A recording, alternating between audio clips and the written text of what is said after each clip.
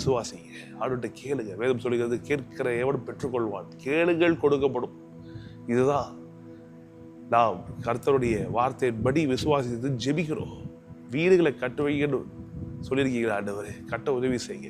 செம்மையானவருடைய வீடு ஆஸ்வதிக்கப்படும். இன்னைக்கு நான் ஒரு வீடு இல்லாமல் இருக்கிறேன், ஆனால் செம்மையானவனாக இருக்கிறேன். வார்த்தையின்படி செம்மையானவருடைய வீடு செழிக்கணுமே, அப்பொழுது எனக்கு ஒரு சொந்த வீடு உண்டாகணும் ஆண்டவரே.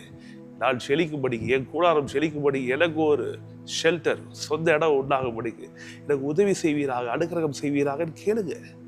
கர்த்தர் பதில் தருகிறவராக இருக்கிறார். ஐயோ விலைவாசி ஏறி போச்சு, இது ஆயிடுச்சு, நல்லத்துடைய வேலை